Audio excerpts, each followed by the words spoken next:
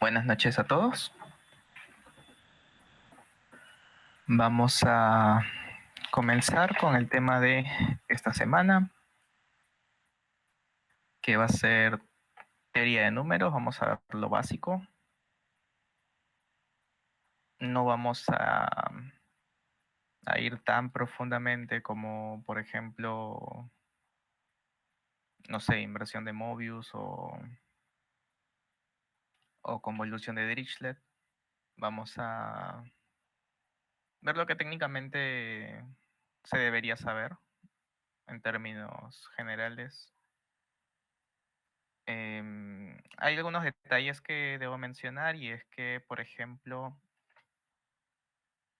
cuando vayan a ver el contest cero, entre comillas, el primer contest, porque si lo pueden ver hay un number theory y un number theory not classical, podrían considerar hasta cierto punto que el contest de clásicas, de problemas clásicos, eh, técnicamente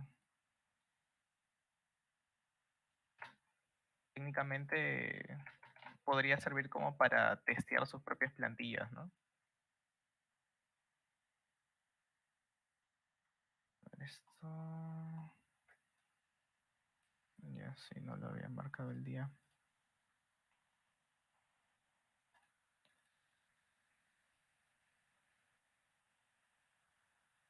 Ok, está en marcha los dos contes. Ahora sí.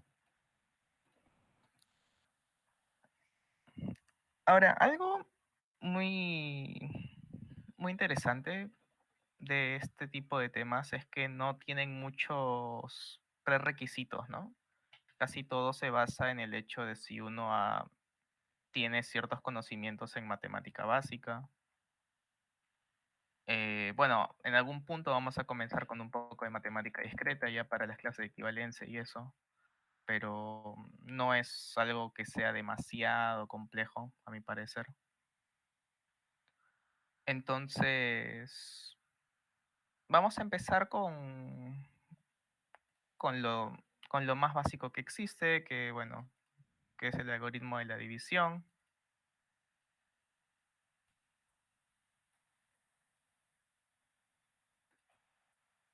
¿Y qué es lo que plantea el algoritmo de la división? Nos dice que si tenemos dos enteros, entonces existe un único par, sería Q, R, tal que A puede ser expresado como B por Q más R, pero además de esta condición se tiene que dar que R esté entre 0 y B menos 1, ¿no?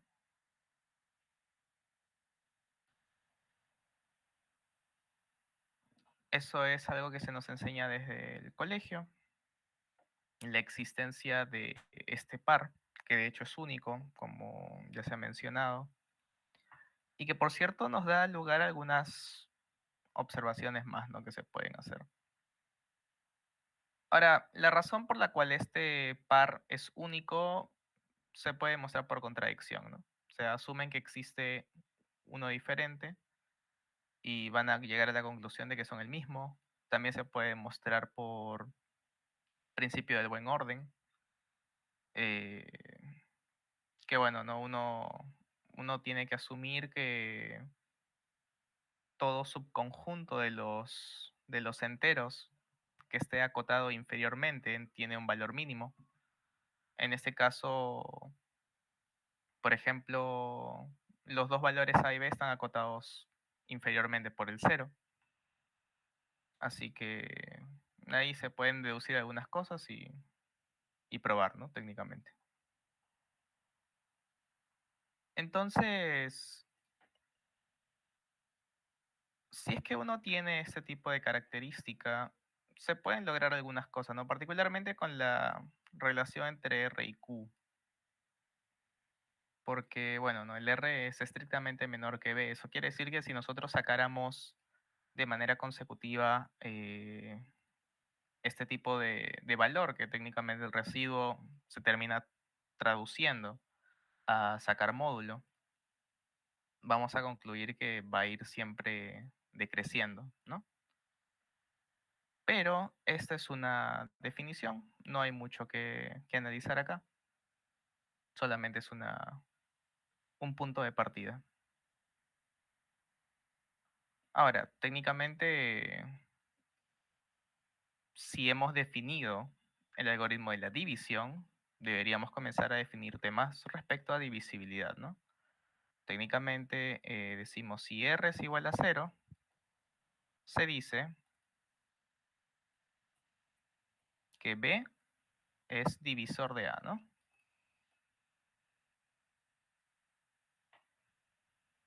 Porque, bueno, en este caso o R es cero o R es positivo, una de las dos. Y bueno, recordemos que este par está en los enteros, ¿ok? Ese par está en los enteros.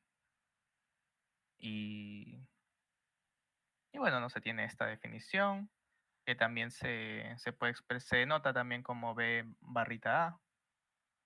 Y, y en este caso los divisores comienzan a formar parte de nuestro punto de interés.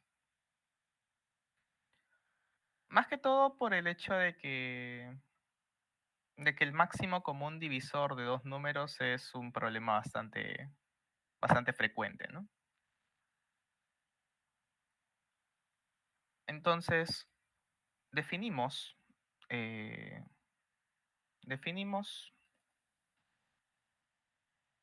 D como divisor común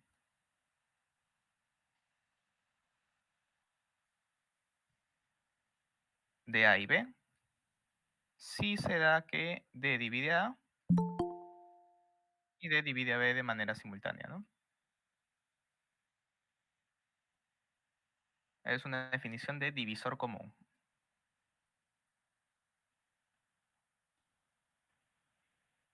Y hay algo muy curioso, hay una propiedad muy curiosa con respecto a la definición que vamos a ver ahora, y es que el máximo común divisor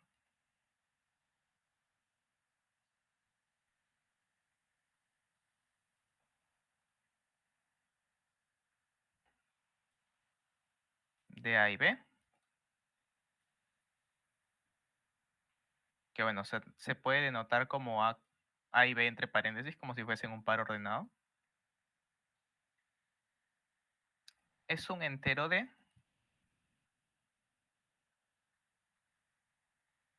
tal que cumpla con las siguientes tres características.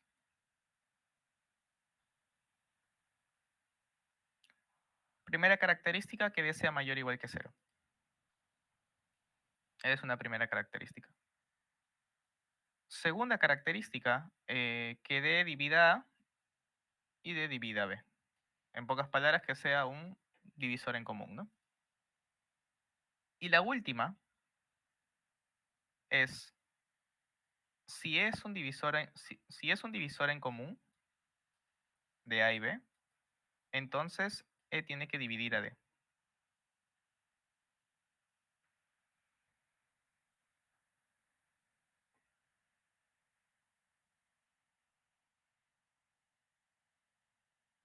Estas son las características que debe cumplir un máximo común divisor.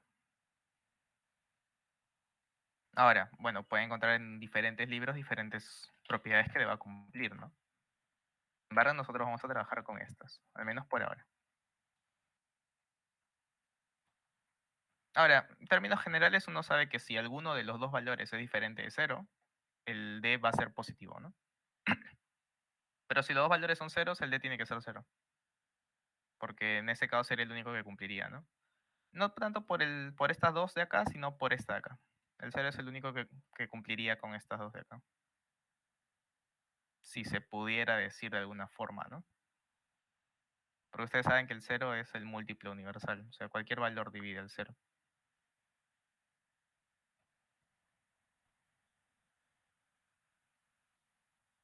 Entonces, hay una propiedad extra que en realidad como no es una condición que se deba cumplir, sino es una propiedad, o sea, una consecuencia de, se coloca aparte y es la siguiente. Y probablemente sirva de bastante ayuda cuando uno analice los problemas, ¿no?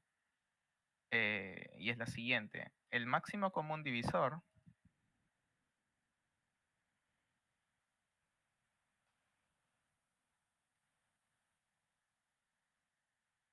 de si es estrictamente mayor que cero, ojo ahí, es, no, bueno, es la menor combinación lineal positiva de A y B.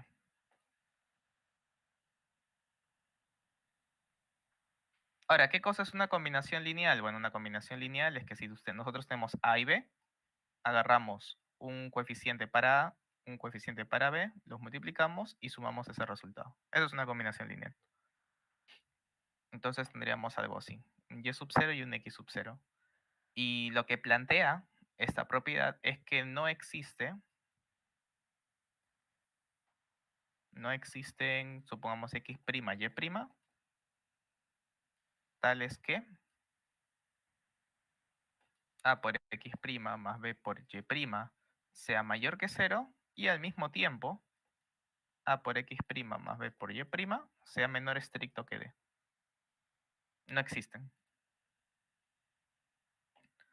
Es una característica más que se tiene que tomar en cuenta.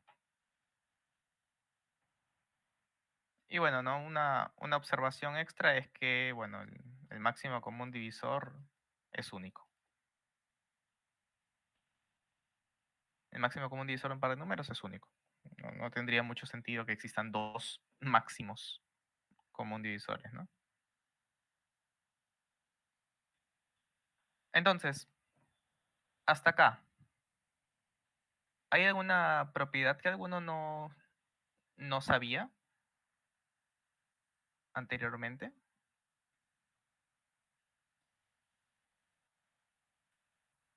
O sea, ¿todo está claro?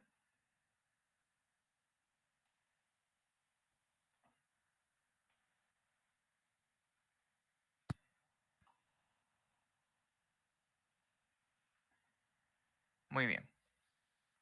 Entonces, muy bien, perfecto.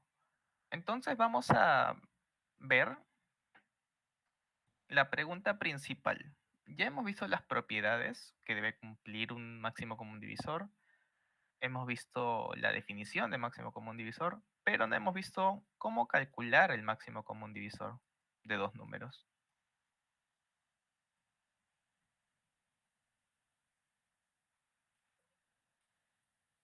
¿Cómo se calcula el máximo común divisor de dos números?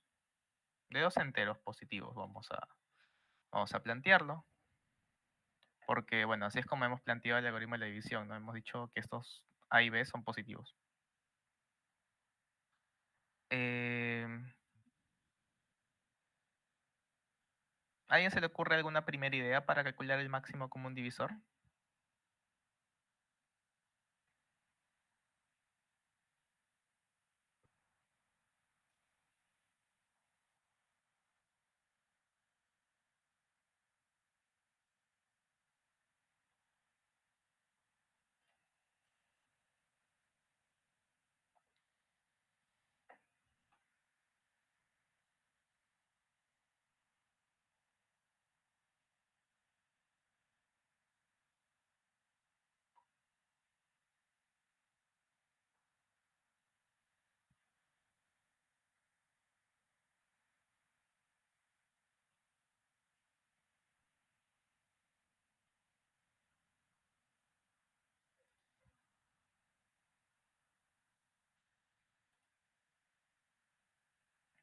Dividir entre números primos. Sin embargo, el dividir entre números primos implicaría que nosotros deberíamos saber cómo obtener los números primos. Sin embargo, todavía no conocemos ningún algoritmo que permita hacer eso. Recuerden que la idea de seguir este orden es que todo lo que tengamos hasta ahora se debería poder hacer con lo que hemos visto en clase.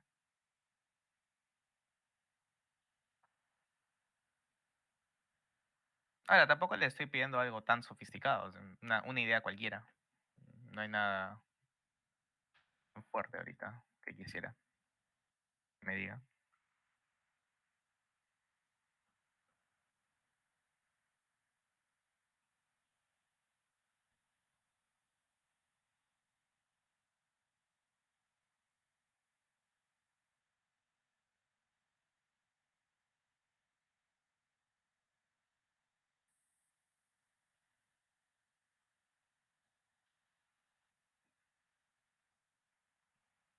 Algoritmo de Euclides, todavía no sabemos el algoritmo de Euclides.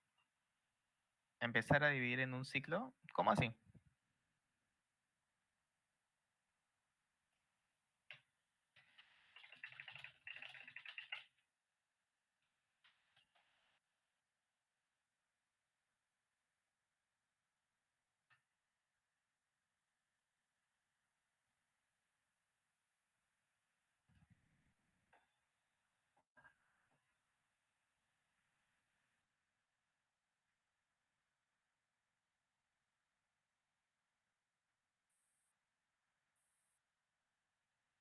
No se sobrecompliquen, ¿ah? Solo quiero que me den una idea, no necesita que sea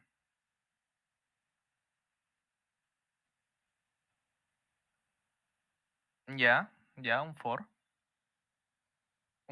o del mínimo, ¿no?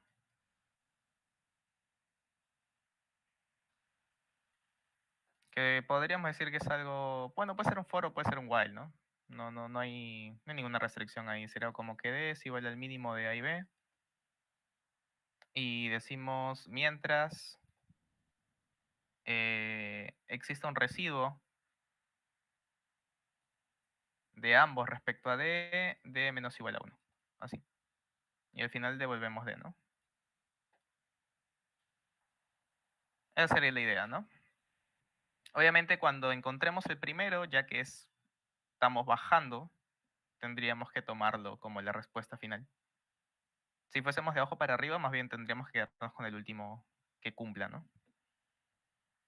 Pero eso de todas maneras sigue siendo del mínimo de A y B, ya que en el peor de los casos los dos valores podrían ser coprimos, lo que significa que no comparten ningún tipo de factor y en general que su máximo común divisor es uno.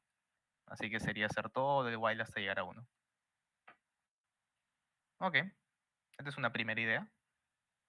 Este es un fuerza bruta. Y es O del mínimo. Ahora, ¿podrían ustedes mejorar esta idea? Recuerden que tenemos que usar lo que sí sabemos, o sea, lo que ya sabemos. Todavía no intentar forzar algunas cosas.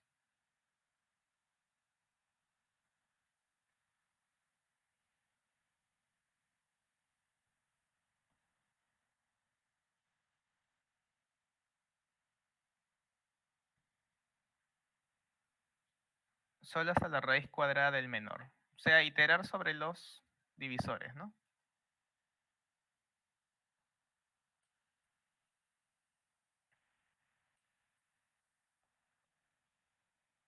Iteramos sobre los divisores del menor y simplemente validamos que sean divisores del mayor, ¿no?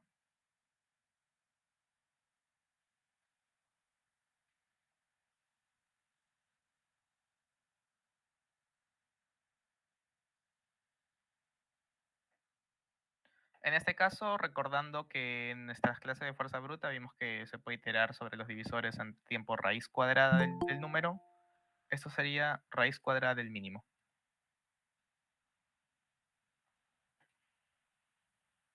Y bueno, eso ya sigue siendo una mejora.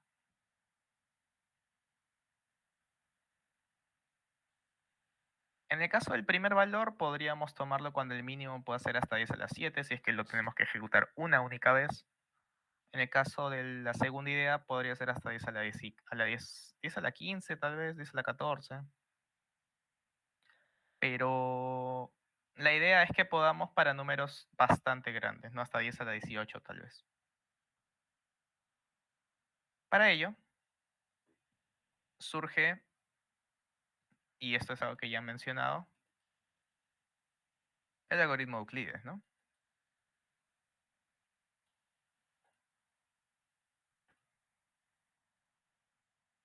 Y acá la pregunta es, ¿qué es lo que propone el algoritmo de Euclides? ¿Qué es lo que me dice el algoritmo de Euclides y cómo es que vamos a aplicar este criterio?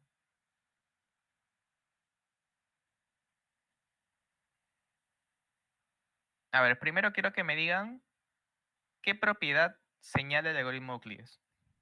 Hay una propiedad, que esa propiedad es la que se usa para desarrollar el algoritmo completo.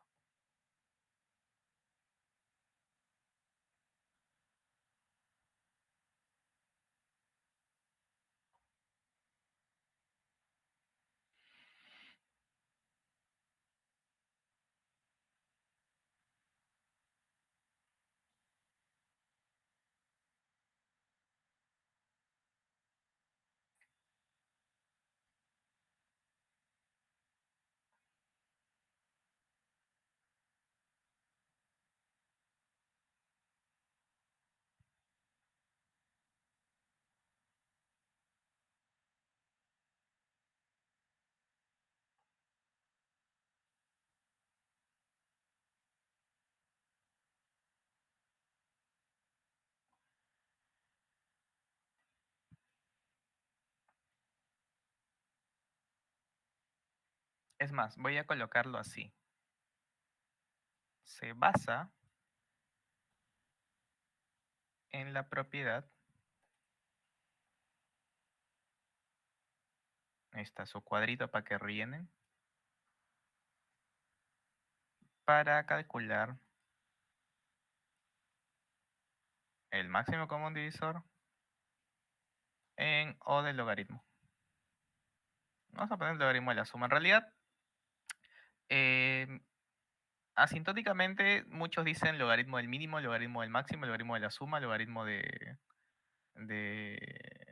no sé. Yo le voy a poner la suma porque sigue siendo una cota válida. Igual, el logaritmo es como que te va a absorber ese factor de 2 de todas maneras.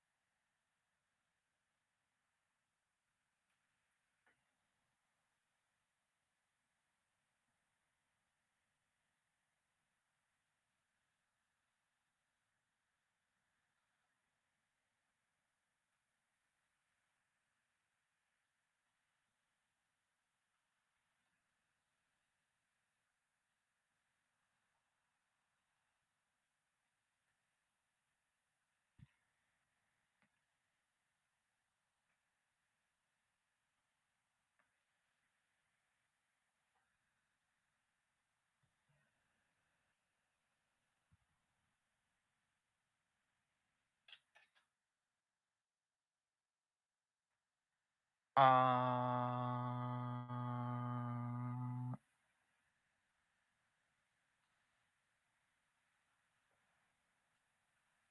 bueno, eso es técnicamente correcto, pero, pero está medio raro.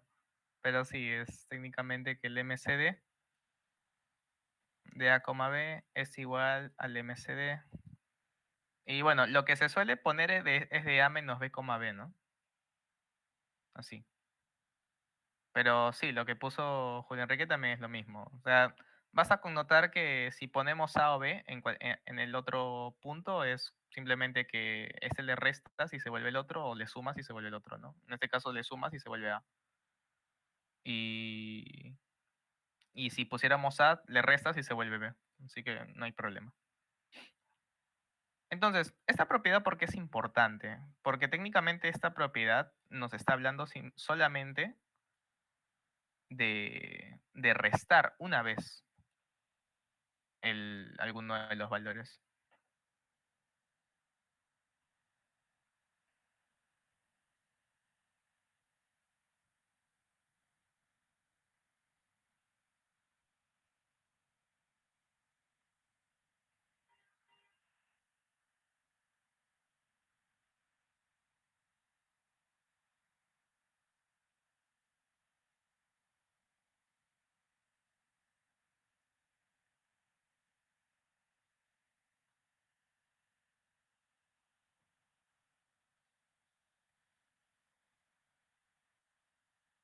¿Cómo nos sirve esto? Y eso que estamos asumiendo que es verdad, ¿no? En, en condiciones normales deberíamos probar esto. Y de hecho lo vamos a probar.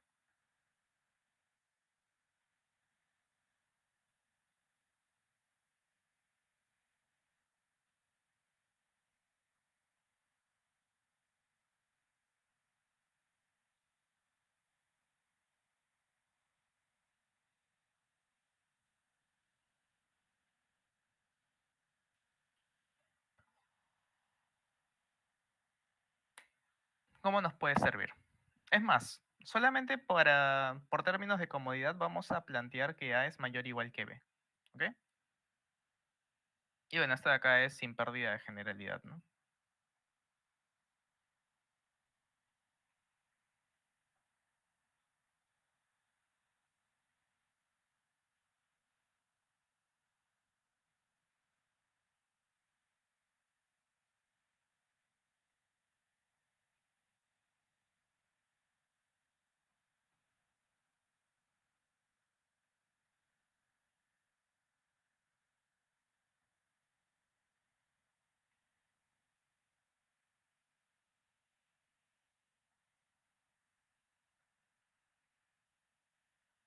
A ver, D es el máximo común divisor de A y B. A mayor o igual que B. D divide a, D divide a B. Entonces D divide a una combinación lineal, ¿ya? En particular al módulo, ¿no? Claro, esta propiedad de acá, asumiendo que A es mayor o igual que B, aunque si es que lo colocamos como el algoritmo de la división propone, no hay necesidad de que uno sea mayor o igual que el otro, eh, nos da la conclusión de que esto es igual a esto, ¿no? Donde A es igual a B por Q más R, ¿no? Y 0 menor o igual que R, menor que B. Así. Y esta es la propiedad que técnicamente vamos a usar. Sin embargo, lo que ha mandado Juan Manuel es una deducción para llegar a esto,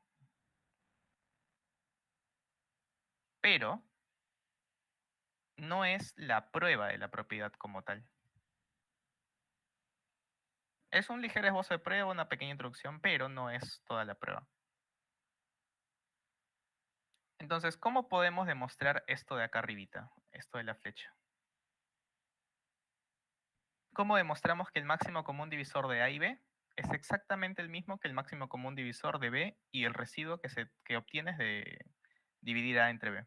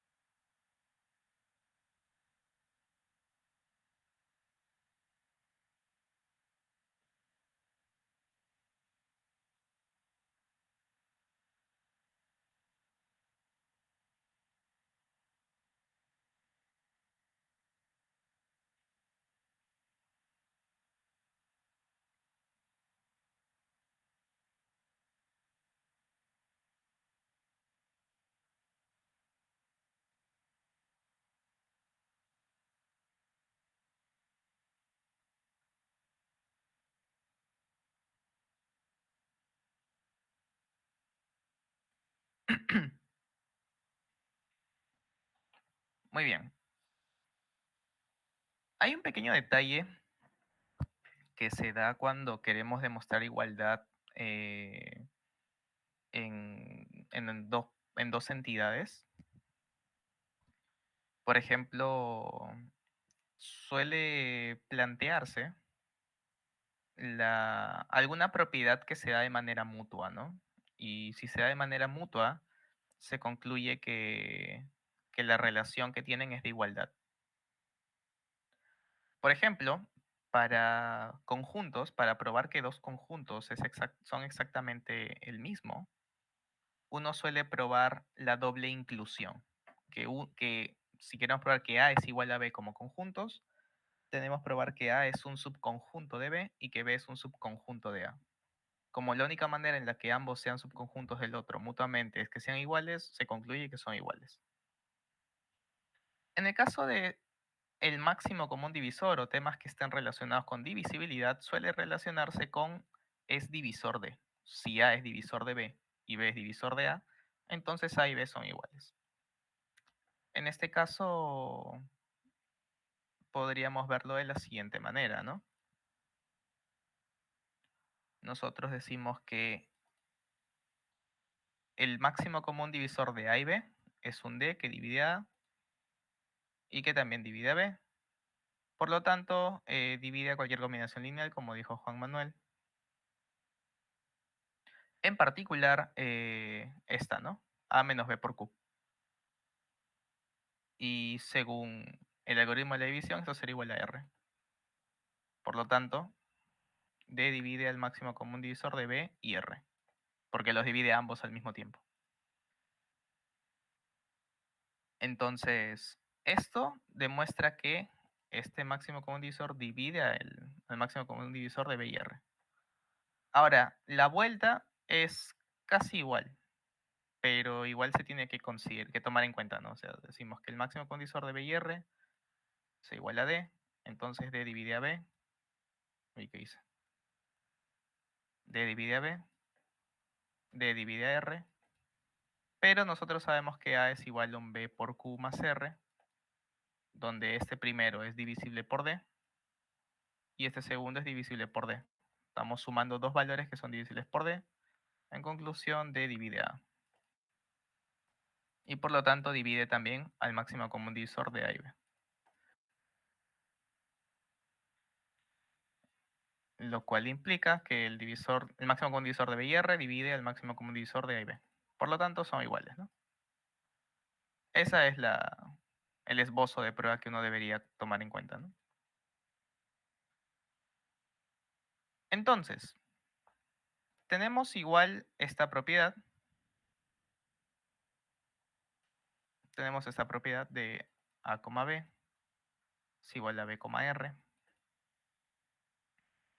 Y esto más que todo podría plantearse como una especie de recursión, ¿no? Porque estamos pasando de este par de argumentos A, B a este par de argumentos B, R, donde R es estrictamente menor que B. Entonces, ciertamente vamos a tener que ir avanzando, ¿no? Algo como acá un R, acá un R1, luego acá un R1, R2, etcétera. Acá la pregunta es, ¿cuándo nos vamos a detener? ¿En qué caso deberíamos detenernos?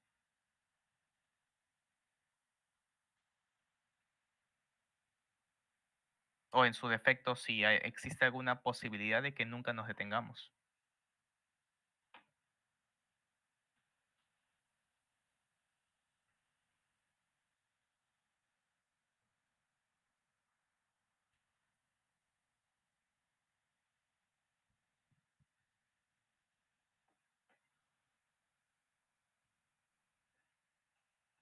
R1 igual a R2.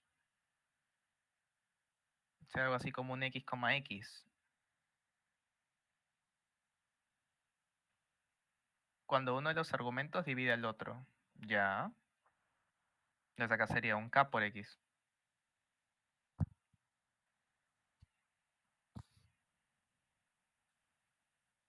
Pero ¿qué pasaría si es que nosotros ejecutáramos una vez más el caso en el que uno divide al otro? nos quedaría algo como x, cero, ¿no? Porque el residuo va a ser cero definitivamente. Y acá ya no se puede seguir continuando, porque el cero no lo puedes tomar como un posible divisor. No existe la división entre cero. Así que nos vamos a detener al final de cuentas en cuando b sea exactamente igual a cero. O sea, el segundo argumento sea igual a cero. ¿Y cuál va a ser la respuesta? El primer argumento. Porque x es al final el que está dividiendo, ¿no? A ambos.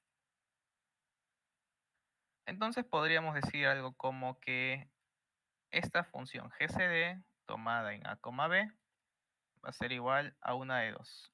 Si b es igual a cero, devolvemos a. Si no, devolvemos el máximo común divisor de b, a módulo b. Así. Este sería el algoritmo. También se puede plantear de manera iterativa, no hay ningún problema. De hecho, la iterativa también es bastante rápida de implementar. Así que por ahora tenemos esto. Y bueno, lo que voy a mencionar ahora es algo que ya he dicho anteriormente, a priori. Pero la pregunta que debemos tomar en consideración ahora es ¿cuánto demora esto?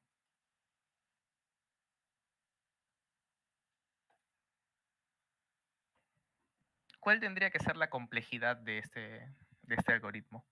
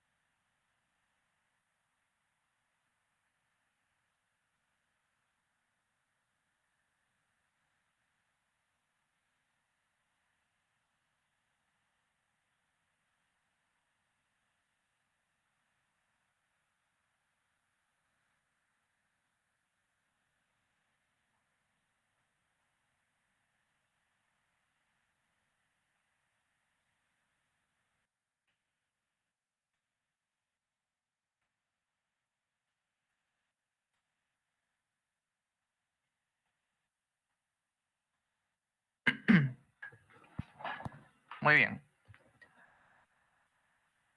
¿Qué ideas tienen para poder intentar deducir cuánto demora este algoritmo?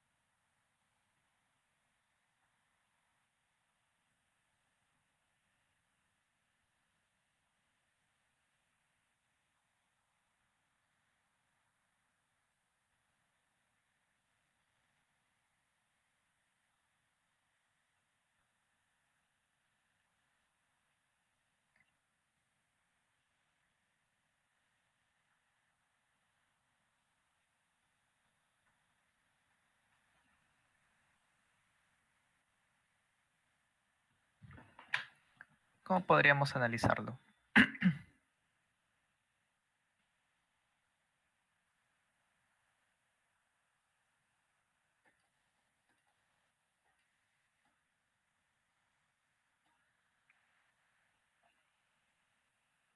Lo peor que podría pasar es que el cociente Q que quita sea 1. O sea, tendríamos esto así. Y ciertamente si es que el Q fuese igual a 0, eso implicaría que, bueno, que el residuo es igual a A. Por lo tanto, A sería estrictamente menor que B y no estaría cambiando nada.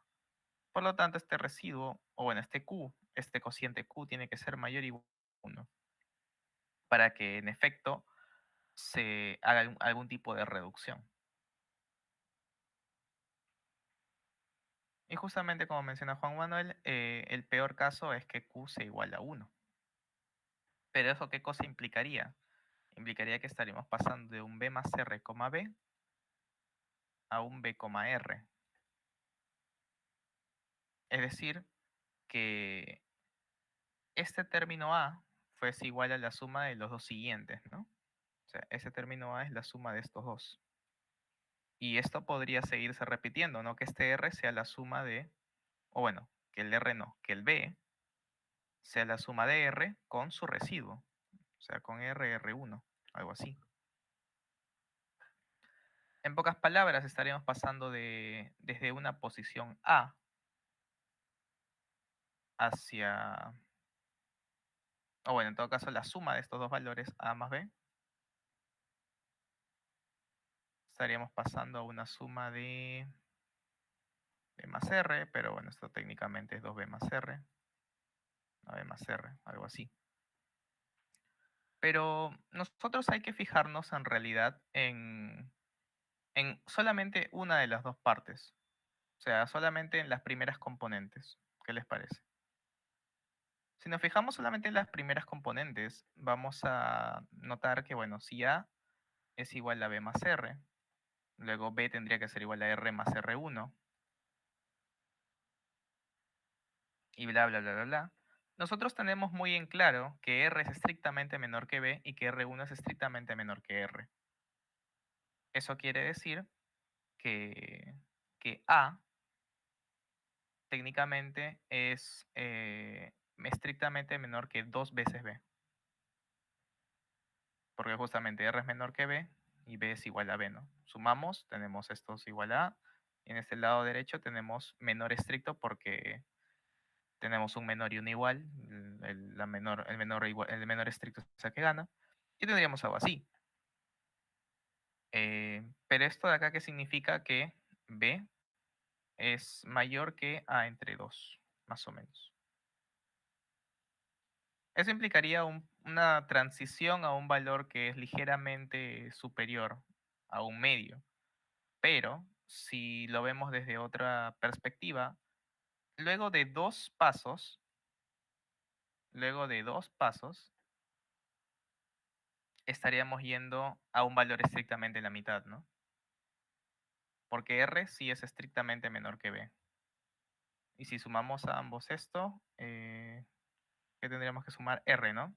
2R es estrictamente menor que B más R, el cual es igual a A, y por lo tanto R sería estrictamente menor que A entre 2. Es decir, luego de dos movimientos, luego de dos pasos, estamos dividiendo entre 2, como mínimo, ¿no? Porque tenemos un valor estrictamente menor que la mitad. Eso quiere decir que cada dos pasos dividimos entre 2.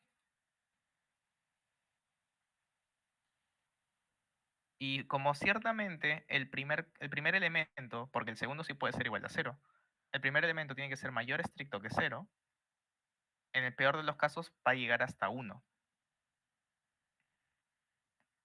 Y técnicamente, ¿eso qué cosa implica? Que tendríamos 2 veces por logaritmo en base 2 de el a, como una posible cantidad de pasos que uno ejecute. Que bueno, eso técnicamente es el logaritmo en base 2 de a, en términos de notación asintótica. Y bueno, no le podemos sumar el a más b si es que consideramos más bien el tema de la secuencia de Fibonacci, porque si nosotros nos fijamos, esta característica es literalmente la secuencia de Fibonacci, porque un valor es la suma de los dos siguientes. O en este caso, en el caso de Fibonacci es la suma de los dos anteriores, pero ya me entienden. Así que tenemos una complejidad logarítmica. Eso es lo importante. El tema es que sea logaritmo de A, logaritmo de B, logaritmo de A más B, logaritmo del máximo, del mínimo, logaritmo de... O bueno, el logaritmo Fibonacci de A, logaritmo Fibonacci de A más B, lo que sea, no es tan relevante. Lo que importa es que tenemos algo logarítmico. O sea que para 18 debería, o sea, 10 a la 18 debería ser más o menos 60, 70 máximo. Lo cual nos sirve bastante, ¿no? Entonces, hasta acá queda claro el análisis de la complejidad y, bueno, todo lo que hemos visto hasta ahora.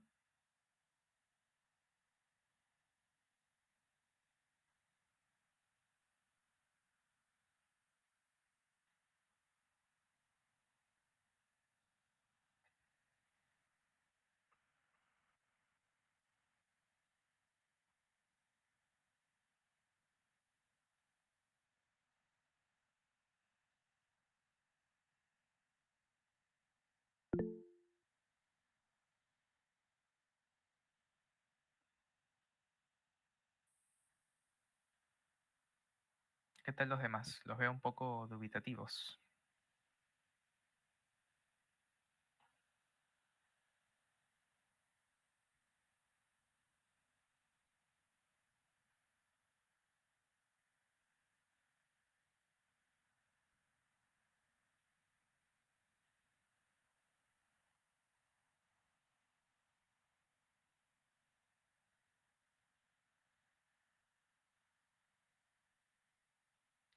¿Por qué ese es el peor caso? Porque ese es en el que se reduce menos, ¿no?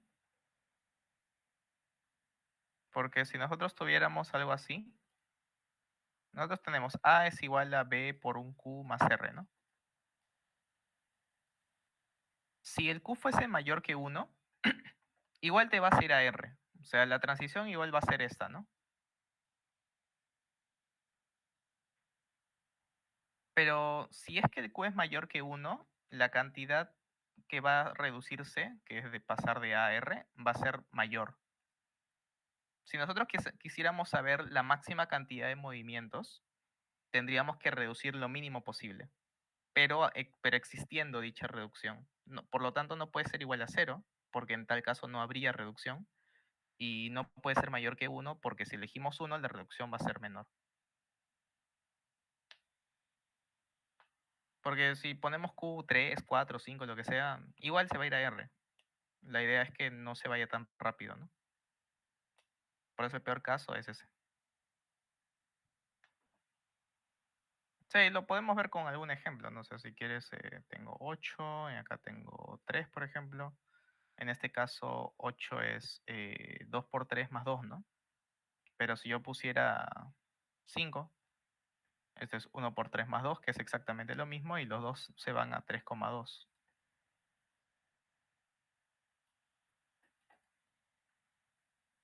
Más podría poner acá 11 si quiero, y también se va al 3,2. O sea, lo importante acá es notar que si el Q aumenta, la cantidad de pasos no aumenta tampoco. O sea, no aumenta, más bien al contrario, por más que aumentes el Q. Así que el peor caso siempre es cuando el Q es igual a 1, porque reduces lo mínimo.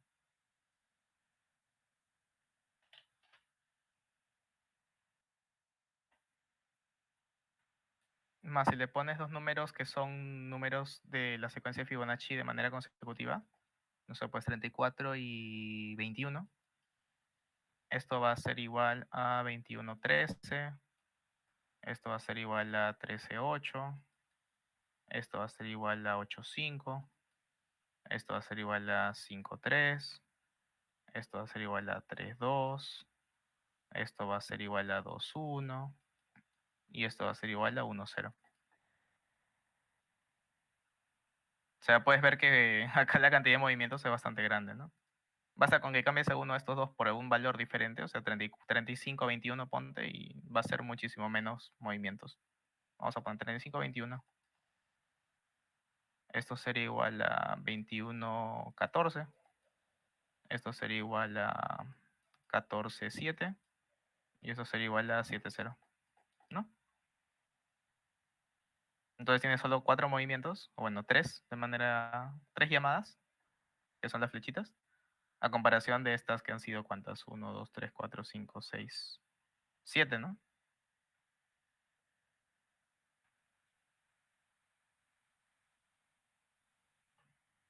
Muy bien. ¿Alguna otra consulta?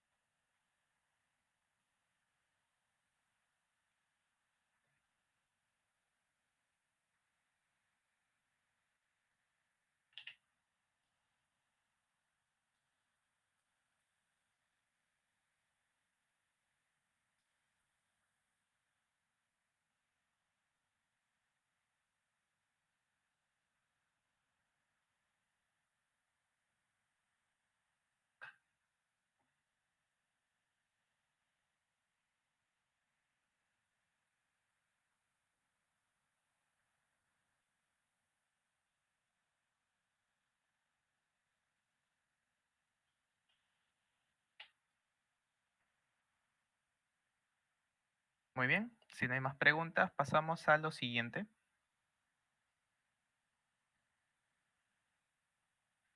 Y bueno, había mencionado anteriormente que una manera relativamente rápida de hallar divisores sería obteniendo los factores primos. Y había mencionado yo que, bueno, todavía no sabíamos cómo obtener los factores primos. Sin embargo, si nosotros deseáramos hallar todos los factores primos en un cierto rango, suficientemente pequeño y con restricciones adecuadas, nosotros podríamos aplicar la criba de Eratóstenes.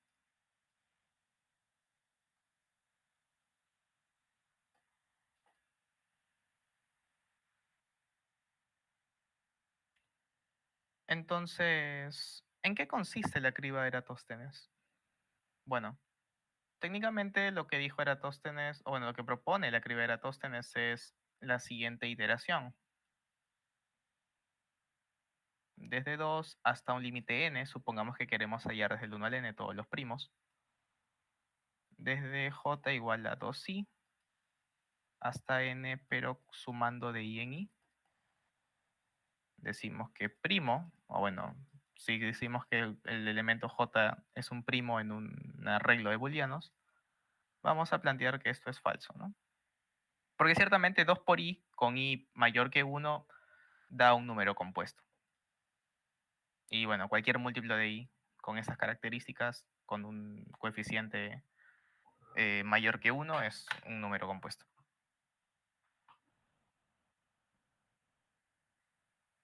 Y esta sería una primera versión, ¿no? Una primera versión. Y le vamos a poner entre signos de interrogación. Am, el tema de la correctitud me parece que es bastante evidente. O sea, estamos iterando para todos los i desde 2 hasta el n. El 1 no está considerado porque todos los números son múltiplos de 1. Y consideramos solamente los múltiplos que sean de 2i en adelante, ¿no? Y los marcamos a todos como compuestos. Y eso vamos a efectuar para cada uno de los valores. Entonces acá hay diferentes preguntas que uno puede plantearse. En primera instancia, la complejidad de esta iteración, o sea, de esta idea, de esta primera versión. Y, y bueno, creo que nada más. Ahora que lo pienso, nada más. ¿Cuál creen que sea la complejidad de este algoritmo?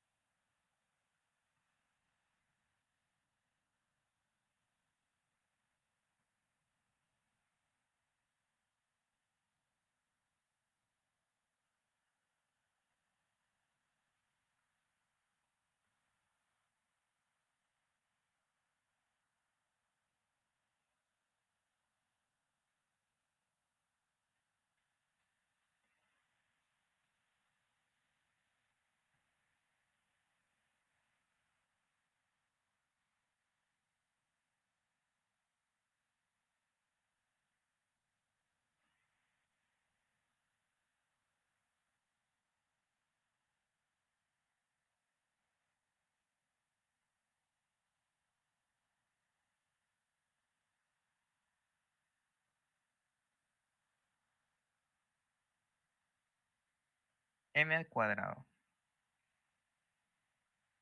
Ok.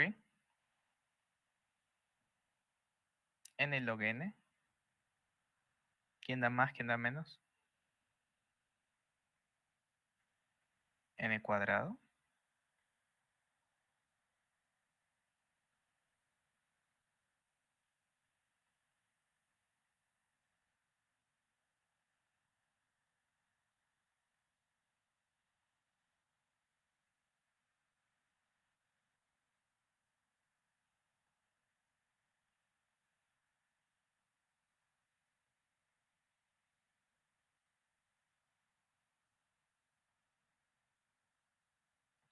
La respuesta correcta es n logaritmo de n, ¿no?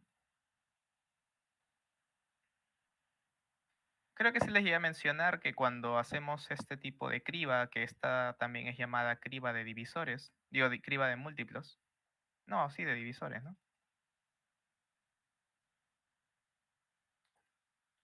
La complejidad es en el logaritmo de n, porque se termina formando algo más o menos así, ¿no? N entre i es igual a 1 hasta n. O desde 2, desde 1 es lo mismo, porque el n extra no afecta al término. Y esto técnicamente es igual a n por la suma armónica. Y bueno, eso por teoría se sabe que esto tiende a en el logaritmo de n, ¿no? O sea, la suma armónica tiende al logaritmo. Si lo multiplicamos por un n, en el logaritmo de n. Esta es una primera versión. Hay que tomar eso en cuenta. Y ahora yo les pregunto, ¿qué podrían plantear sobre esta idea, sobre esta iteración que tenemos, para mejorarla aparentemente? Porque ustedes no van a saber a lo mejor tanto, o bueno, qué tanto podría mejorar en términos de complejidad, a lo mejor no mejora nada, pero quiero que me den qué opciones, qué harían para intentar mejorar esto.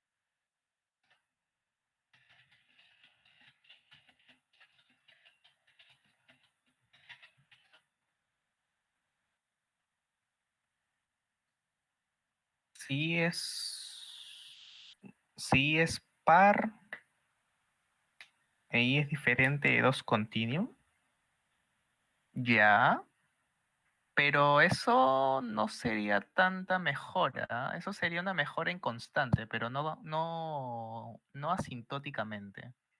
Igual es una buena manera de optimizarlo. Vamos a esperar a ver qué proponen los demás. A ver, un primero, filtrar los pares mayores que 2, ciertamente.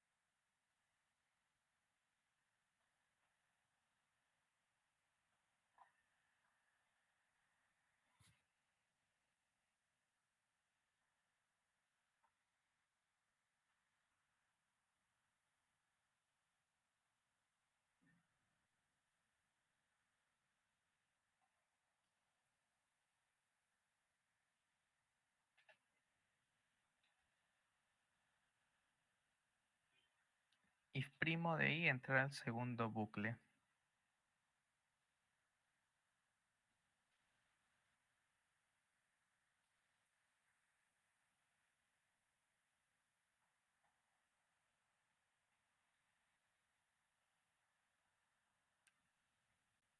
Iterar solo sobre los números primos. Eso sí es una mejora asintótica. Si hacemos esta condicional, pasa a ser n logaritmo del logaritmo de n.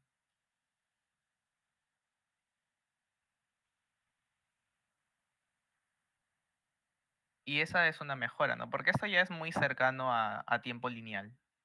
De hecho, existe una versión de la criba en tiempo lineal. Pero eso no vamos a ver el sustento, simplemente vamos a hacer la implementación y punto.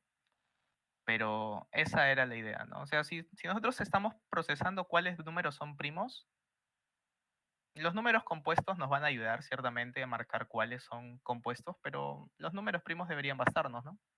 Porque estamos marcando los múltiplos compuestos. Así que con eso debería bastar. Y bueno, no, el tema del análisis de por qué esto es n logaritmo del logaritmo de n, se los dejo de tarea. Está en el CP Algorithms, la prueba es una aproximación para poder deducir más o menos cuánto es, ¿no? O sea, lo que pasa a grandes rasgos es que si nosotros filtramos solamente los primos, vamos a terminar con una suma algo así. P es primo y P es menor o igual que n. Y es n entre P. Pero o bueno, técnicamente uno puede decir, ¿no? Dice, ya bueno, la cantidad de primos hasta n, que se llama función pi de n, la cantidad de números primos hasta n, está acotada superiormente por n entre el logaritmo de n. Eso quiere decir que nosotros podríamos decir que el késimo primo es aproximadamente k logaritmo de n. O bueno, k logaritmo de k. Porque si nosotros reemplazamos k en este valor, vamos a tener k logaritmo de k entre logaritmo de k logaritmo de k. Y bueno, no tendríamos acá abajo el logaritmo de k más logaritmo del logaritmo de k, pero este segundo podríamos decir lo que es despreciable, ¿no? Y simplificamos k logaritmo de k entre el logaritmo de k y tendríamos que este sí es el késimo. Entonces, si el késimo primo se puede aproximar a k logaritmo de k, esto lo vamos a reemplazar ahí. Y vamos a plantear la siguiente sumatoria, ¿no? Decimos que ahora vamos a ir desde k igual a 1, que bueno, en realidad desde k igual a 1 no debería, ¿no? Vamos a hacer desde k igual a 2. Y nosotros sabemos que el primer primo es 2, así que vamos a ponerle n entre 2. Y el límite superior, ¿qué cosa es? Es n entre el logaritmo de n, porque esa es la cantidad de primos que deberían haber, ¿no? Según este criterio que hemos dicho.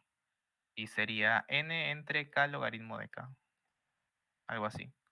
Y bueno, nosotros podemos quitar el n, de hecho. Tendríamos n por 1/2 más esta sumatoria que se ve completamente asquerosa.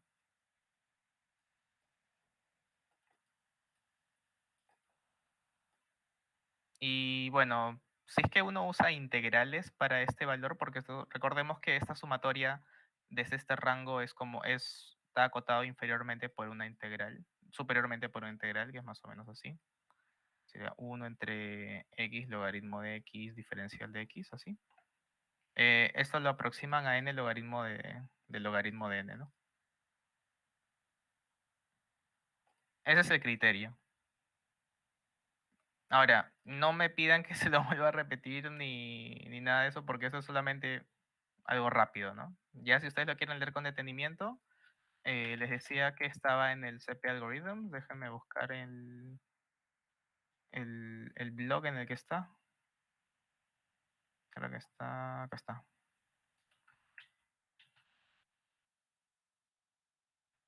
Ahí les mando por el grupo de WhatsApp.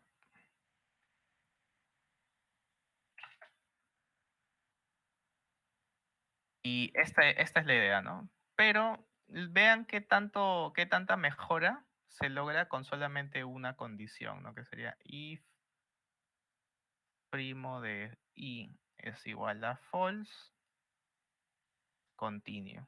Simplemente lo ignoramos.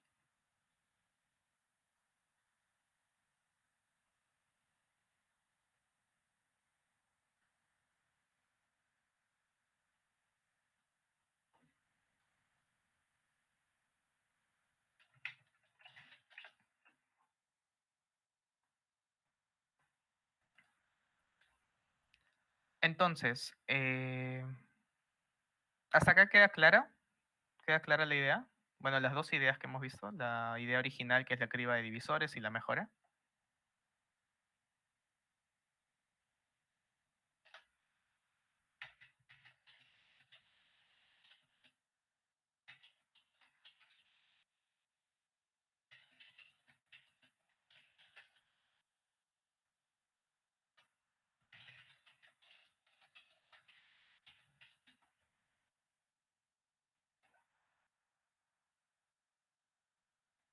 ¿Qué tal los demás?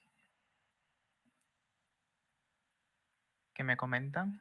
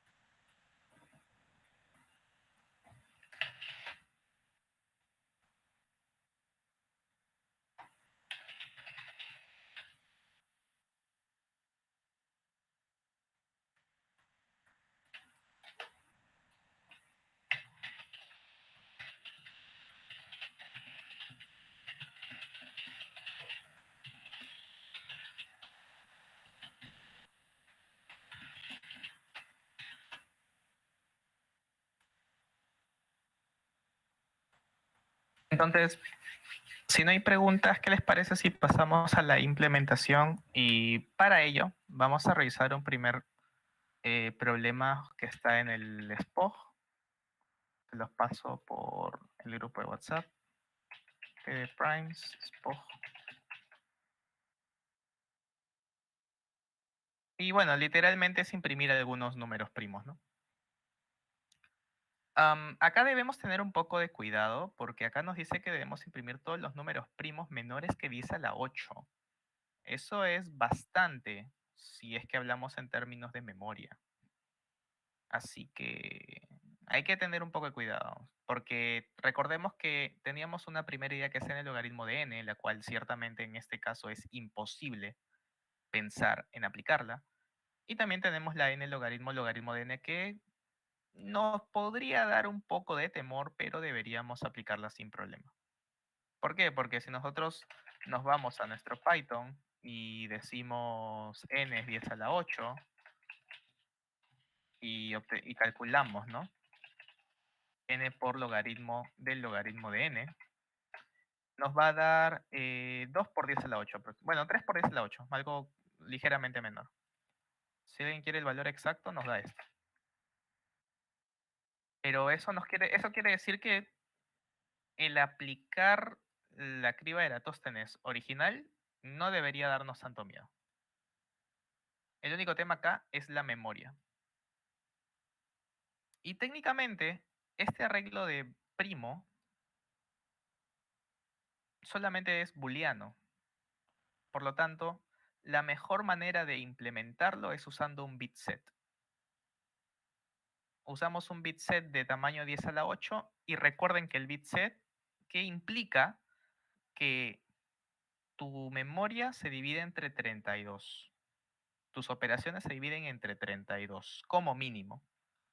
¿Por qué? Porque o sea, van a usar un entero sin signo de 32 bits o de 64 bits, dependiendo del compilador, para representar a los 32 valores booleanos que tendrías. Así que si tú quieres hacer o sea que la cantidad de bloques va a ser 10 a la 8 entre 32, techo. Entonces, si aclaramos el bit set sin ningún tipo de problema, vamos a poner acá, vamos a hacerlo al revés, ¿ok?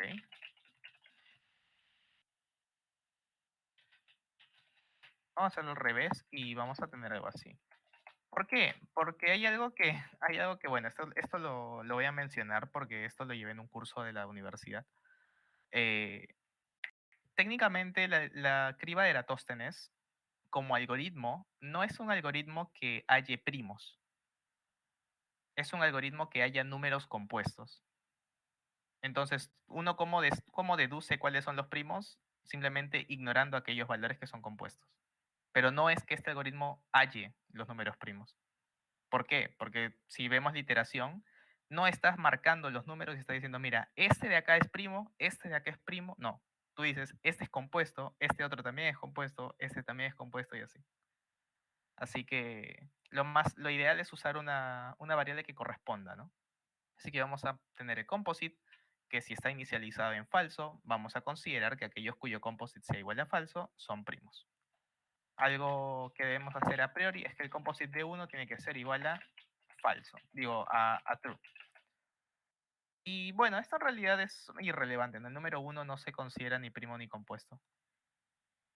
Pero si es que nosotros quisiéramos tomar en cuenta la definición que tenemos de que si tu composite es true, eres compuesto, y si tu composite es false, es primo, y nosotros en realidad nos interesa la categoría de ser primo, o sea, que tu composite sea false, el composite de 1 no debería ser false. Entonces hacemos la iteración, si composite de i, mandamos un continue porque obviamente los compuestos no nos van a ayudar en nada. Y acá tendríamos 2 por i y j menor que n y esto, ¿no? Decimos composite de j es igual a true. ¿Y qué más nos dice? Nos dice que imprimamos el primero, el el centésimo primero, el duocentésimo primero, así. O sea, todos los que son módulo 100 igual a 1, ¿no? Que bueno, si lo indexamos en 0 es todos los múltiplos de 100. Y como ciertamente, si guardáramos todo en un vector, o sea, todos los números primos en un vector y luego intentáramos iterar cada 100, eso va a ser una pérdida de memoria. Va a ser un gasto de memoria innecesario. Porque nosotros podremos tranquilamente iterar sobre todos los valores y decir lo siguiente. Acá hay algo que debemos tomar en cuenta y es que es a lo mucho 10 a la 8 exactamente. Puede que algún número estrictamente mayor se nos pase y no quisiéramos eso.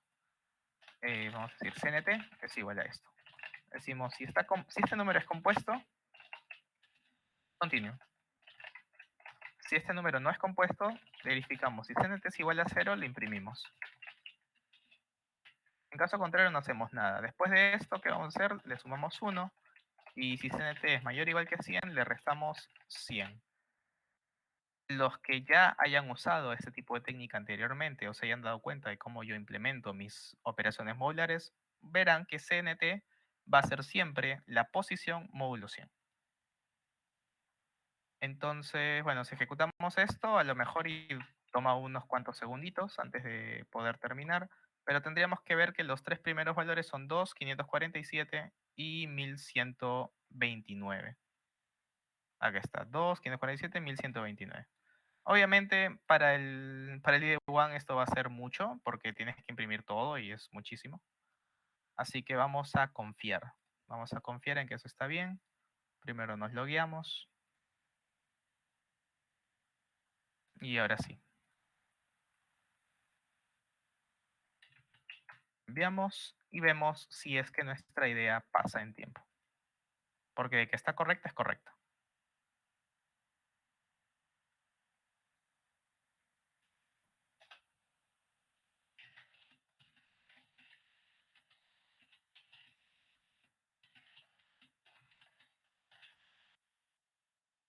acá está, acepten en tiempo 1,31. Ahora, detalles que se pueden dar. Uy, ¿qué hice? Ah, ya, sí, sí, sí se pudo. Sí puedo recuperarlo. Antes de cualquier cosa les voy a mandar la solución, ¿ok? Así borro, o sea, casi actualizo la página del IDE1 y no copio el código. A ver, una pequeña optimización. Vamos a iterar solamente mientras el número al cuadrado sea estrictamente menor que n. Ahora, ¿por qué? ¿Por qué tiene que darse esto? Porque si nosotros consideramos la siguiente situación, decimos, cuando llegamos a la posición i, o sea, el primo i, todos los primos anteriores deberían haber sido procesados ya. Por lo tanto, cualquier combinación de este primo con algunos de estos de atrás, particularmente de par, o sea, este multiplicado con este multiplicado con el segundo, con el siguiente, ya han sido marcados por el anterior, o sea, por el menor de ellos. Así que el primer valor desde el cual podría no haberse marcado nada es i al cuadrado. Porque i por, no sé, por un p con p menor que i, ya ha sido marcado, pero por p. Por eso podemos iterar solamente mientras sea cuadrado sea menor estricto que n. Y bueno, acá es menor o igual en realidad. Y bueno, la iteración la empezamos en el cuadrado, ¿no? La complejidad va a ser exactamente la misma. El rendimiento tal vez mejore. Eso es lo que tenemos que tomar en cuenta. Bueno, acá va a dar de nuevo el runtime error. Y vamos a ver, teníamos 1.3.1. 1.31 con la primera idea. Vamos a ver qué tal nos va con esta segunda.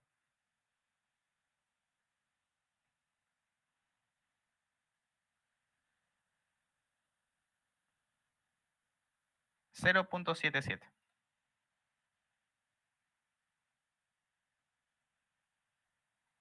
0.77. Otras optimizaciones que se pudieran hacer.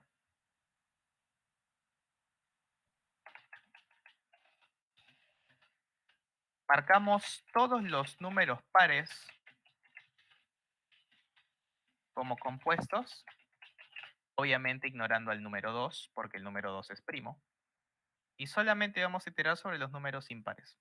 Justo lo que mencionó Gabriel, ¿no? Anteriormente. Y con esto estaríamos dividiendo entre 2 más o menos esta iteración de acá adentro, ¿no? Así que el rendimiento, recordemos, a nivel de notación asintótica no cambia absolutamente nada. Pero en rendimiento puede que sí. Recuerden que muchas veces en algunos problemas hasta 2 milisegundos hacen la diferencia. Vamos a ver qué tiempo nos bota con esta nueva idea. Y bueno, acá nos votó más. Acá nos votó más. Acá nos votó más. ¿Por qué nos votó más? Bueno, porque estamos haciendo 2 iteraciones. ¿Qué tal si hacemos esto? Es decir, borramos este tema del composite y decimos lo siguiente. Si i módulo 2 es igual a 0, and i mayor que 2, también vamos a ignorarlo. O sea, no vamos a marcar a los números pares como compuestos, pero al momento en que iteremos sobre los números para saber cuáles son primos o no, los vamos a ignorar. A todos excepto al 2, obviamente, ¿no?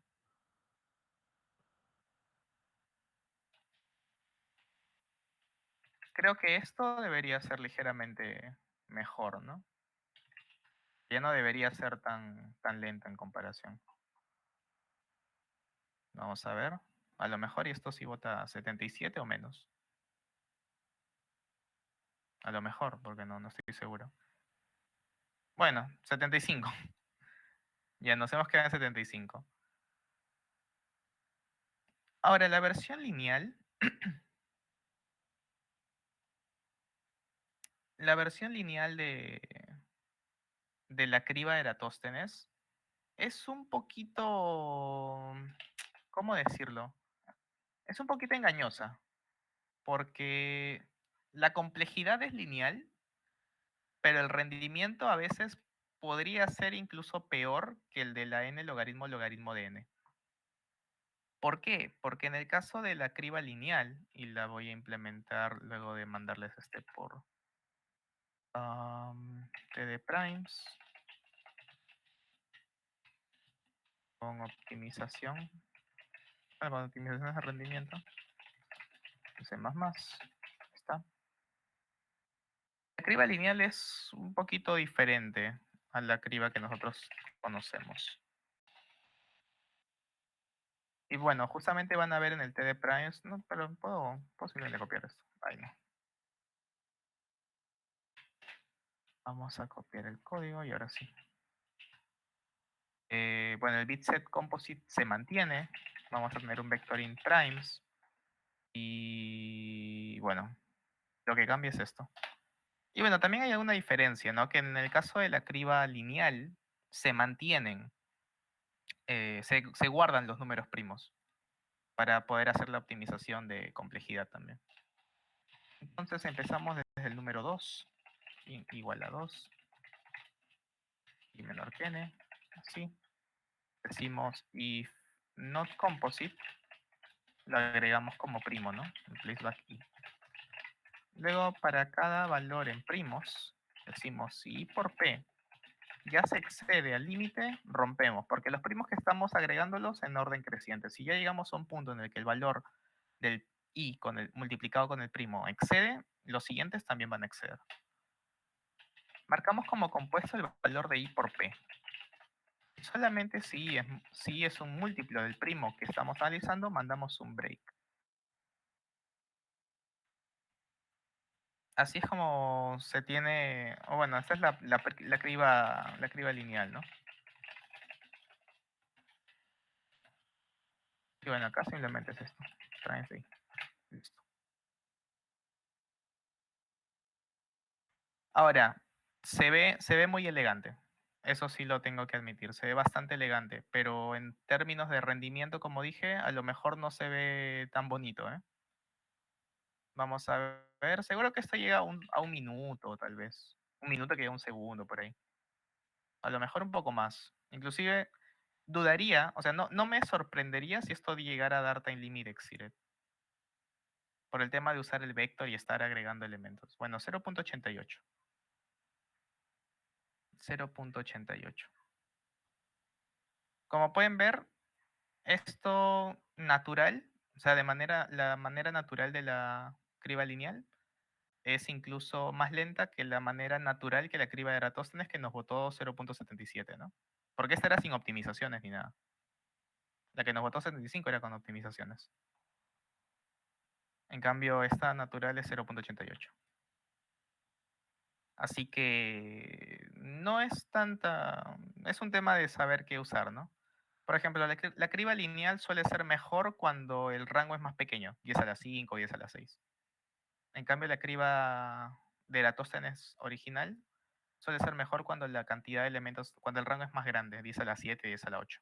¿Por qué? Porque justamente el estar agregando elementos al vector es lo que le da un poquito de overhead, o sea, de carga extra.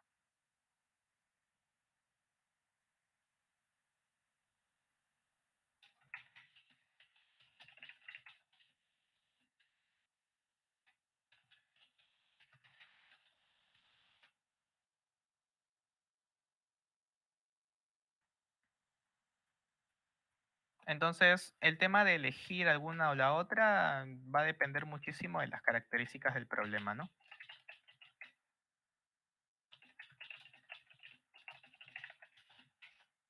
La justificación, de por qué este algoritmo tiene un tiempo lineal, no la sé exactamente, pero ¿dónde estaba el blog en el que explican esto?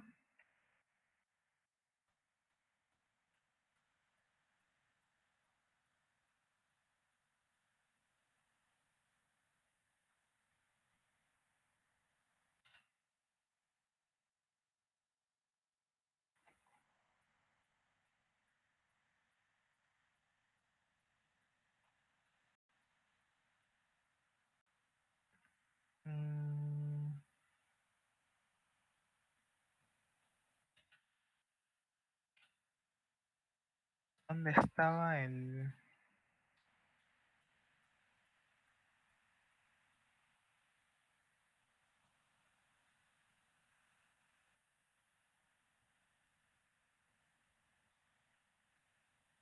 Bueno, este es el blog, te los voy a mandar completo. Am, es MathNode Linear Sieve, ¿no?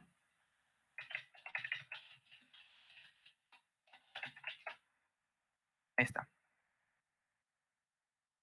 Como les decía, ¿no? El tema del uso va a depender de las características del problema. Así que ya ustedes depende elegir, ¿no? Yo les recomiendo que cuando el rango no es tan grande, 10 a la 5, 10 a la 6, usen la criba lineal, y si no, si es mucho más grande, ya la criba Eratosthenes normal, ¿no? Por el tema de la memoria también, porque el estar así guardando tantos números podría no solamente dar el recargo extra de estar haciendo el table doubling de los vectors, sino también el tema de la memoria, ¿no? Porque estaríamos almacenando más tal vez de lo que quisiéramos.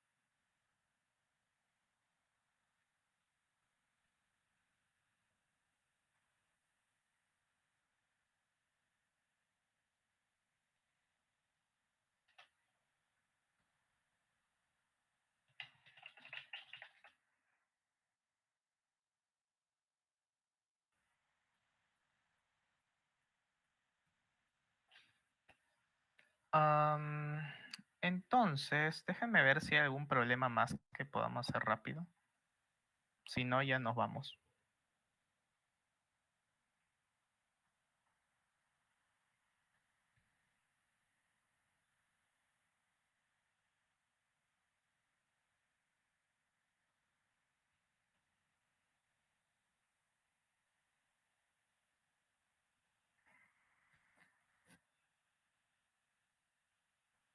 Mm,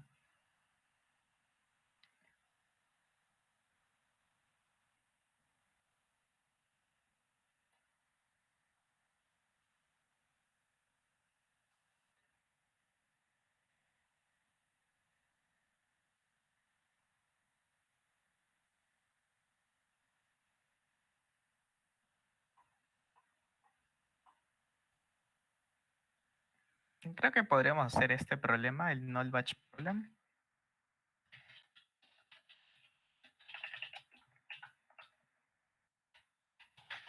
Porque está relativamente rápido. Nos dice que, bueno, nadie se interesa en los números primos. Han leído el problema de Goldbach, que dice que, bueno, todo número entero par mayor que 2 puede ser expresado como la suma de dos primos. Y dice que ha inventado el null batch problem, que dice que está interesado solo en números primos, pero dice que al menos k números primos entre el 2 y el n pueden ser expresados como la suma de tres enteros, de tres números enteros. Dos números primos consecutivos y el 1. Por ejemplo, 19 es 7 más 11 más 1, 13 es 5 más 7 más 1. Bueno, nos preguntan si es que si existen al menos k números primos entre el 2 y el n, que pueden ser expresados como se ha descrito arriba, o sea, dos números primos más 1, o si no, imprimimos no. Así de simple. Ahora, sería más interesante si los límites fuesen un poco más grandes, ¿no? Yo creo que si el n tranquilamente podría ser hasta 10 a la 6, 10 a la 7, porque solamente son primos consecutivos más 1. Sería un tema de preprocesar y todo, ¿no? Entonces, la idea es bastante simple, ¿no? Primero calculamos todos los primos, luego podemos obtener la suma de todos los consecutivos más 1 y marcamos, decimos, este sí, este sí, este sí, este sí. Y después de eso hacemos la iteración de todos los números entre el 2 y el n que sean primos y decimos, si este es primo y además ha sido marcado con la primera iteración, lo contamos. Y listo. No hay mucha magia. Vamos a subir el n y el k.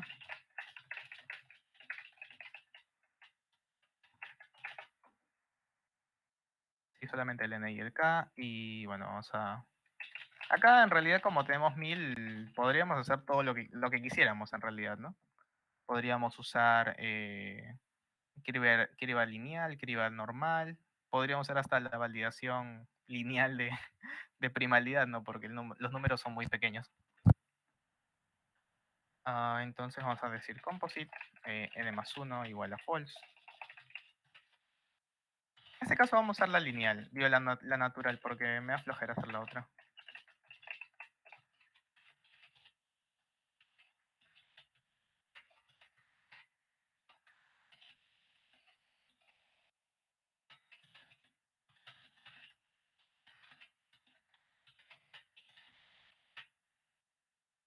Bueno, ustedes recuerdan que una suma es más rápida que un producto, así que pongan I más I en vez de 2 por I.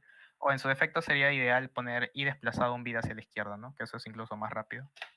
Entonces, debemos guardar todos los primos.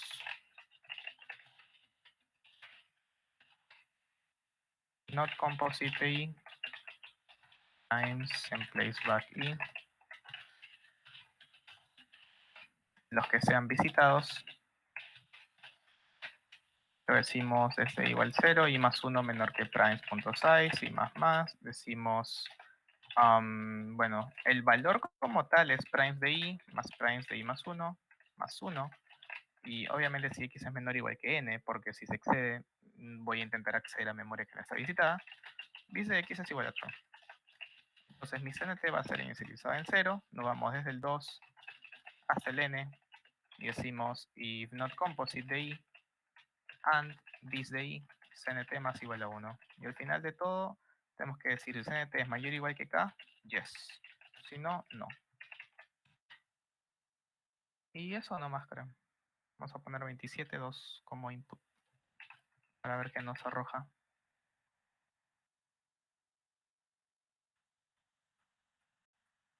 Nos vota yes. Siguiente caso de prueba, 45.7. Debería votar no. Ok, vamos al problema. Y lo vamos a enviar, ¿no? Y acá está, accept 30 milisegundos. Bastante rápido, bueno, como dije, es medio... yo creo que cada uno debería sacar del limit exceeded si lo hiciera a propósito, creo. Porque hasta la fuerza más bruta sale. Sería n cuadrado, ¿no? La fuerza más bruta. Ah, bueno, la fuerza más bruta sería... No, pero igual. Sí, igual saldría. A menos que... Sí se puede sacar del limit exceeded en ese problema. Definitivamente se puede sacar del limit exceeded. Tendrías un n cubo entre algo. No sé si ese entre algo salve el time limit exceeded. Creo que sí lo salva. Pero bueno, es un debate que no tiene sentido, así que lo vamos a dejar hasta ahí. Les voy a mandar el código por el grupo.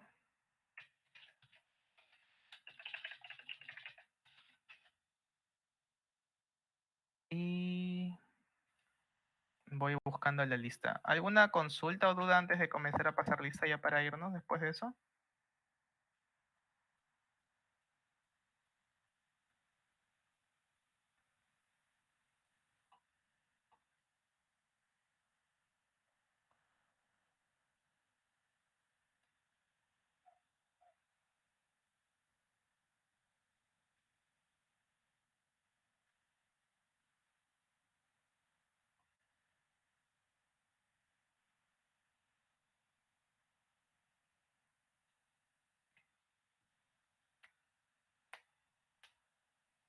Muy bien, entonces vamos a marcar la asistencia de hoy.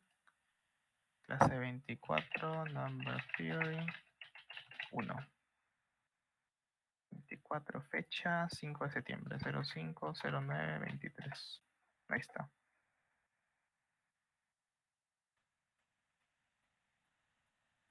Hace ya 3 meses llevamos las clases, ¿no? Vamos a ver, desde acá hasta acá. Ocultar.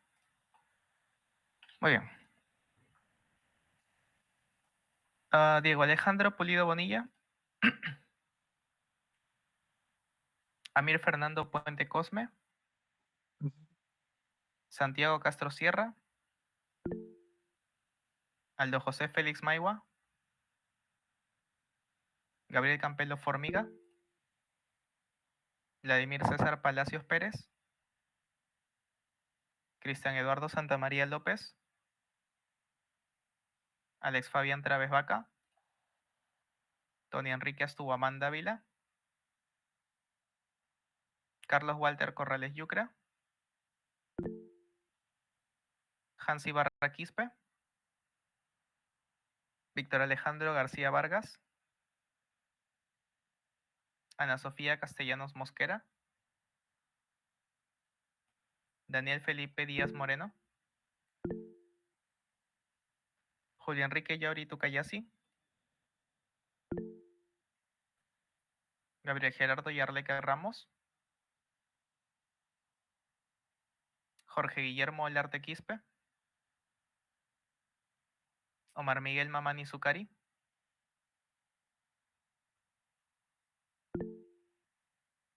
Samuel Felipe Chambi Tusaca,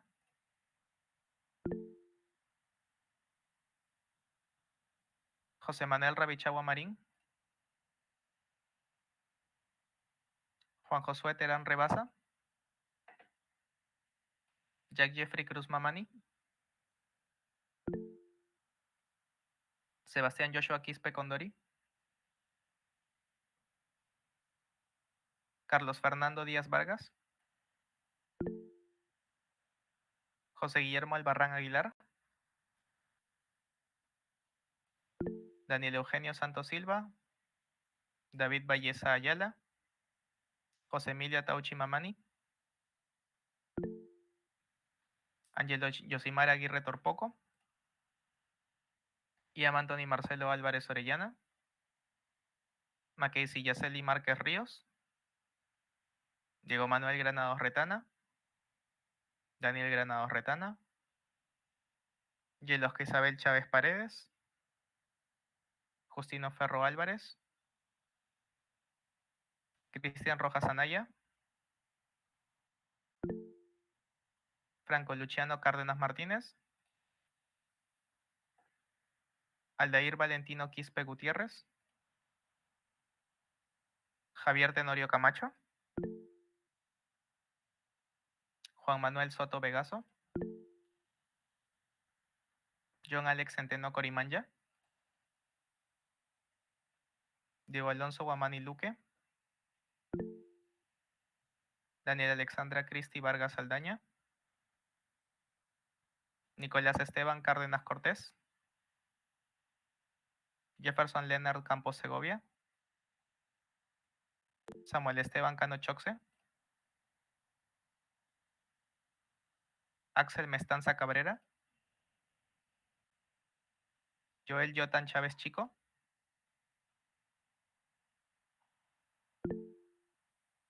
Giampiero Barbosa Santa Cruz, Leomael Chaca Charca, César Felipe Segura Perilla. Y listo. Muy bien. Nos vemos el día de mañana. Mañana vamos a continuar. Vamos a ver un poco de recurrencias lineales y arrancaríamos también la parte de aritmética modular, que bueno, hay que estar un poquito atentos mañana para la clase, para la parte de aritmética modular que es, va a ser un poquito fuerte, creo yo. Bueno, los que ya tengan un poco de experiencia y conocimientos, a lo mejor no tanto, pero los que no, podría chocarles un poco, así que les voy avisando. Así que nos vemos el día de mañana. Ya tengo la grabación.